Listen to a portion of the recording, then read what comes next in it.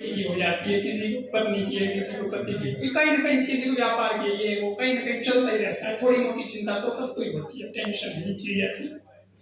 ये कलयुग है, ये टेंशन युग है। लेकिन अब फिर से जवाब देना, यहाँ कथा में जब से आए हो और बैठे हो कथा में, उसमें आपकी जितनी भी जो चिंता है वो चिंता याद आती है।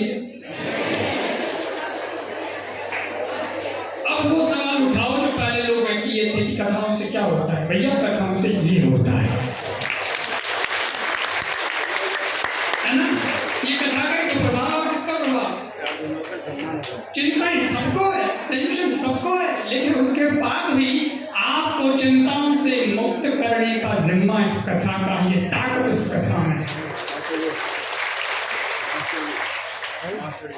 महाराज जी बहुत सुंदर प्रसंग सुना रहे हैं, हनुमान जी की बात भी हम लोग सुन रहे हैं।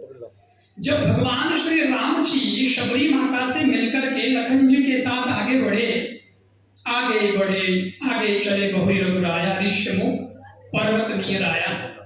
तो जब ऋष्यमुख पर्वत की ओर आगे बढ़ रहे थे तो सुग्रीव ने देखा, हनुमान जी को भेजा। अरे बोले वो दो कौन आ रहे तुम पता करो हैं? तो विप्र रूप धरि कपिता गए। वो हनुमान जी वहां पहुंचे, पहले ब्राह्मण के रूप में गए, थोड़ी देर के लिए, थोड़ी सी ताकि नहीं तो आनंद नहीं है, या समय नहीं हो तो फिर मैं मेरा वक्तव्य विराम देता हूं, कोई बात नहीं। तो श्री हनुमान जी को भेजा और हनुमान जी महाराज ब्राह्मण रूप में गए, भगवान जी को पूछने लगे आप कौन हैं, क्या हैं, परिचय दीजिए। तो भगवान ने अपनी सारी कथा सुनाई कि भाई मैं जो है अयोध्या के राजा का बेटा हूं, मेरा नाम राम है, ये भाई, ये सब परिचय भगवान ने दिया, अपनी कथा उन्होंने सुनाई। लेकिन हनुमान जी ने अपनी तरफ से अपना कोई परिचय नहीं दिया। तो भगवान ने हनुमान जी को कहा, खैर भगवान तो सब जानते हैं, पर भगवान ने कहा जब इन्होंने पूछा तो अपन भी तो पूछें।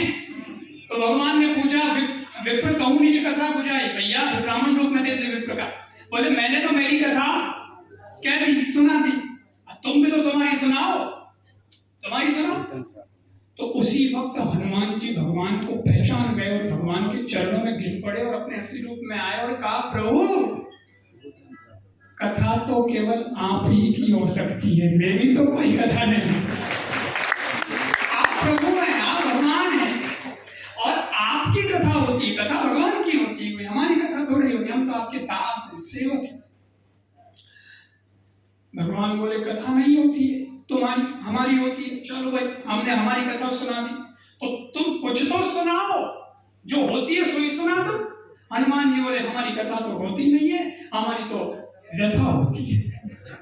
भाई जो सेवक जाता है गुरु जी के पास, शिष्य भी जाता है तो अपनी व्यथा ही तो सुनाता है, गुरु जी बहुत है, ऐसा ही होता है। गुरु ग्रह गए तुरंत मही पाला, चरण लागे करी विनय विशाला, वशिष्ठ को पुत्र नहीं था, ये व्यथा थी, तो किसके पास जाकर सुनाया? गुरु जी के पास सुनाया, तो व्यथा ही तो सुनाई। तो भगत जाएगा भगवान के पास, क्या सुनाएगा?